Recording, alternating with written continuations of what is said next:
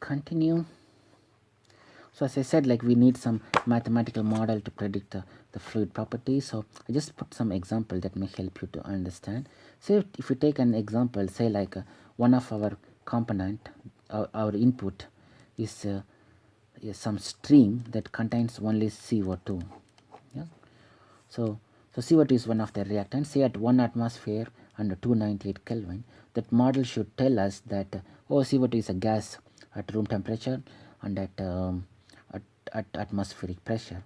And the same model should also predict correctly that if you reduce the temperature at 0 degrees centigrade and at atmospheric pressure, it will condense and then it will become a liquid. So the mathematical model should accurately predict the fluid property. Yeah? So these are the some things that you have to remember. But you will understand that when we are going to design what maybe distillation column.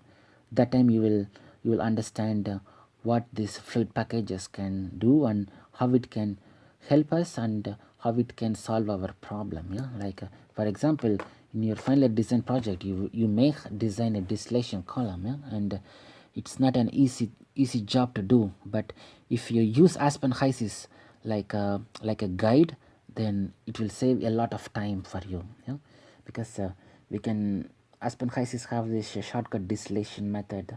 We can use that to calculate like a number of trays required, and also a few more things that you will understand, and also like what temperature we should maintain in the condenser side, what temperature we should maintain in the reboiler side in order to effectively separate the components that you need to separate in the vapor phase and also in the bottom, in the top and also in the bottom. So keep these things in the mind. Yeah? So don't forget anything whatever I'm saying. So follow this module bit. I know I'm going a bit slow, but so this module and also your final design project will make you a full chemical engineer. Yeah, so trust me. So these are the information that we need. I already said what are the information that goes into the software in order to predict some output. I think I did. I think I covered decently well. So I gave the example of a CSTR, and then I just said what are the information that we need as input that we will supply in the software, and in order to simulate that particular unit operation in order to get some output.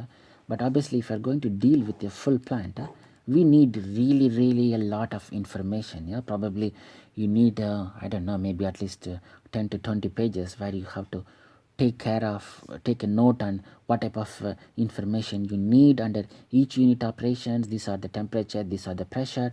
Okay, so say like you like say your product comes out of your CSTR at 70 degrees centigrade, and then you need to separate that, you need to purify the product at 40 degrees centigrade. Then you need some condenser to cool the solution and something like that. Yeah, like or if you want to heat the solution in order to perform one more reaction in the second reactor and so on. So there will be a lot of unit operations involved, and which mean you need to know. Here I just I showed you some diagram.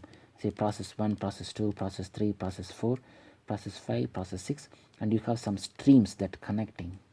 So you should know some information about your temperature, pressure, and also your fluid properties and fluid composition in each of this stream, and also you should know the process conditions in each of the unit operations like 1, 2, 3, 4, which means you need to have a lot of information before you start your design project. Yeah? So and apart from that, you also need to have some knowledge about that unit operation itself. For example, distillation column, you should know like what type of column you have to use, and you should know like how to calculate the different number of trays. At least you should know what you mean by the like a distillation column will look like. Yeah, so these are some things that these are something that you should remember in your mind. Yeah, so process simulation is the software will help you. It will take the workload from you. It will it will support you, but at the same time you have to support the software back. You need to provide the right type of information, only then it can do the job back for you. So you do a bit of work and the software will do a lot of work for you. Yeah, so we can perform a lot of case studies on each of the unit operations, and you will know what do I mean by case study. At the moment it may look like a mystery word for you, but once we start to use the software you will understand. So, and sorry for this very long introduction. It's very easy to open the software for me in my computer, record just start to drag and drop the pieces and then connect the information and then finish the lecture. But I want you to know that what you should be aware, no, like not aware, like what we need before we touch the software. Yeah, like we need to know what type of process that we are going to deal with and how we have to deal with that, what type of information that I may need to know. Imagine like we all have the software in the hand, we can open the software and then do what? Yeah, so we will be thinking and scratching the head. So that's why you should know what type of information we need, what are the things that we have to look in the literature or in the book. And once we take a note of all of these processes, all of the information that we need, and then we can touch the software and then we can do the full plant design, and then we can even simulate each of the unit operations involved. We can simulate the full plant. Yeah, like so that's what we are going to do in the lecture 3. So for the moment just listen to me what I'm saying. These are something like I don't know, like a record level of it's not even a knowledge. So I would say like a record level of information that you need before we touch the software. So here I just showed some process like 1 2 3 4 5 6, and here also I put something like a recycle. Obviously when you're going to manufacture something, we need to recycle some of our products, some of the streams that come out from some of the unit operations, in order to save some money, and also for many other good reasons. Yeah, so you know why we recycle a product. You must have studied this from your first year, where you are studying about mass balance and chemical engineering principles, this type of things. Yeah. What else we need to cover? Yeah. Oh, other thing I forgot to mention, like as I said, like there is no universal rule. Like okay, you start from process 1, process 2, process 3, process 4, process 5, 6, and then you get the final product. There is no rule that everything is happening at one particular temperature. Process 1 works extremely well at 100 degree. Process 3 work the efficiency of the process 3, it depends. Say like it's better at low temperature, say at 10 degrees centigrade. Then obviously you need to decrease the temperature of the fluid that goes into the third unit operation, and so on, which means we are going to add some heat, we are going to remove some heat, and we need to know the state of fluid in each of the unit operations. Say like say at higher temperature all the fluids will be in gaseous state, or maybe that particular compound will be in gas phase and another particular compound will be in the liquid phase. So these are the things that you should know. Yeah, so something we can call it like the state of the fluid. Is it in a gaseous state or is it in a liquid state? Something. And then obviously, as I said, reaction kinetics. Obviously there are different type of reactions. Yeah, there is not only first order reaction, second order reaction, and when we are going to design heterogeneous catalytic reactor, we may use Langmuir-Hinshelwood expression. So so these are the few things that you have to remember in mind, and all those information you need it before we design a plant. So it is slightly bit more complex. It's not that complex as you were thinking at the moment. Yeah, I know students, they get scared whenever it comes to design project, and that was the state of mind when I was a student as well. But with some a bit of learning and with support of this Aspen HYSYS, we can make it, you know. So what we are going to learn, or maybe what I'm going to teach in the next lecture 2 will be like I'm going to tell you how to manufacture a vinyl chloride monomer.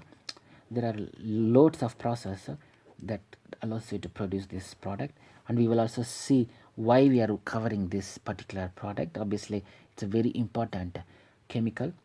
So we are going to design a full plant starting from reactants, and then we are going to take a product, and probably, let's say, like we will fix our production rate, or maybe our target something like maybe, I don't know, maybe 10,000 tons per year, or maybe even more. Why not? Huh? So who can stop us? Huh? So something like that. So we will design a full plant that allows you to manufacture 10,000 tons per year of a vinyl chloride monomer. So we will learn what will be our reactants, and then we will design the full plant. And why I selected this particular process, because this, when you are going to design this full plant, we will encounter loads of unit operations. One is your continuous stir tank reactor, where we will have some kinetic reaction. Probably a first order kinetic reaction will be happening in the reactor, and then obviously lot of pumps, and then lot of compressors, some valves to release your pressure. We will have a liquid extractor to purify your compound, and then we will have a pyrolysis chamber in order to convert some of your reactants into products. And then we will also have a heterogeneous catalytic reactor. We also have a plug flow reactor, I forgot to include. And then we will have an absorption unit, we will have a distillation unit. Both are used to purify your compound, and also your pyrolysis, it's also convert also it's also used to get a purified product. Yeah. So which means we are going to cover almost all the main important unit operations. CSTR is a major unit operation, liquid extractor is a major unit operation, pyrolysis chamber is a major unit operation, heterogeneous catalytic reactor is a major unit operation, absorption unit is a major unit operation, distillation is a major unit operation. So, and then we also have some minor unit operations like pumps, compressors, and valves. And I think this is so this will be a very good example. So at the end of the day, you will know how to deal with all of these unit operations. Yeah. So that's why I chose this particular process. And then if you manage to do this, I'm 100% sure you will not be any more scared of this design project. So it will, at least it will give you a bit of confidence, but that depends on how hard you work. I will recommend you, I shouldn't say that, but so once we finish the designing the entire plant, I will recommend you to come to university, maybe book the computer for a full weekend, like a Saturday, spend full Saturday to repeat this exercise. If you're going to use the software for the very first time, you may take at least one day to finish the whole exercise. But I will cover it into, I don't know, maybe lecture 3, lecture 4, lecture 5. So we may go for 3 lectures to finish this project, or maybe I can even finish it in one. It depends. Um, depends how slow I'm going to go or how fast I'm going to teach. I really don't worry about the time. I just want to explain the things bit slow and better. So so only then you will learn this, because it's not a it's definitely not an easy task. At the but once you practiced, even if you just repeat what I'm going to do, that will that will almost make you a bit familiarized with the software, and also it will also give you a bit of chemical engineering knowledge behind each of those unit operations, and what are the information that should go, or what are the information that we need in each of these unit operation, like CSTR, pump, compressor, valves, this extraction unit, and so on. So, and don't think like you can, okay, I can look the video at week 12 and then I can solve this problem. So don't ever think like that. I would recommend you from day 1 to work on this. So we will simulate, follow the pen, pink color I don't know, line.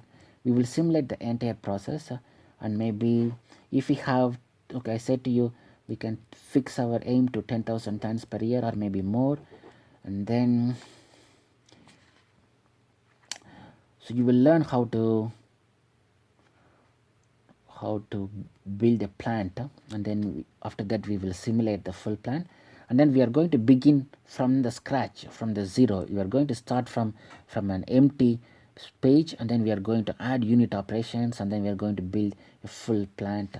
So as we are going to do the whole process beginning from the scratch, at the end you will learn how to use Aspen HYSYS, it from the basic level to a bit advanced level. Yeah? So obviously the level of knowledge that you are going to gain, that will be proportional to the time you sit in front of computer, and it's also proportional to the to your desire, yeah, and also your motivation. If you are highly motivated, then obviously you are going to spend more time, you are going to learn more. Yeah, so it's not about even if you listen to my lectures for another 10 days, still you have to go and sit in front of computer. Only then you will get familiarized, and you will get the expertise in Aspen HYSYS, and I recommend you to do that. So I'm going to begin with that really hard exercise. So that involves really a lot of major unit operations, some minor unit operations. So why we are doing or why we are beginning with such a hard problem is because it's going to give you a lot of time to learn. So if you manage to finish this in the week 1 and week 2, you will have at least 8 more weeks to learn. You can sit in the computer lab, you can solve the problem, you can solve the exercises that I may give, and then I will also give you the title that you have to, project title that you need to work. So you will work in groups. Yeah? So I will give you manufacturing of citric acid, so you have to work in group, and then you have to figure it out how to simulate the whole process using Aspen HYSYS. So I think for the moment I'm going to stop now. So what we are going to, I will tell you what we are going to do in the next lecture. So in the lecture 2, so what we will do is like as I said, we are going to simulate vinyl chloride monomer. We're going to manufacture this product. So normally my handwriting will be very bad when I talk and write. That's why I wrote before and then I started to talk, because last year not only there are a few complaints, but the biggest concern was most of the students said my handwriting is not up to the mark. I know that I'm trying to improve, but what to do? So this is what that we are going to do in the lecture 2. We are not going to touch the software, but I'm going to say like what type of chemical reactions are involved. So you start from reactants, then you go to products, and then what will be the quality of the product, and then we need to convert this whatever the product that comes out of your chemical reaction into your final product. And in between there are a lot of steps to purify those compounds, so different unit operations. So I will start from scratch. Okay, these are the chemical reactions, and these chemical reactions follow a first order kinetics, a second order kinetics, and then it goes to a pyrolysis chamber, and then where it follows completely another type of chemical reaction, and it follows say Langmuir-Hinshelwood kinetics, and then say there is one more process involved in this, and that process it follows say like a second order kinetics, and that one we are going to perform in a plug flow reactor, so which something like that, which contains a catalyst and so on. So this is something that you are going to learn. So lecture 2 I'm going to explain the whole process using pen and paper, and then also in lecture 2 I will tell what are the input record level of, or a level of information that we need before we touch the software. So this module is more like getting you prepared for your final year design project. Obviously you have to get good marks in this module as well. So I'm going to stop talking now because I already talked too much without showing anything in the software. So let's meet in lecture 2. So thanks for listening. If you have any doubts, you can email me, or you can come to my office, and that's all I have to say. Thanks for listening.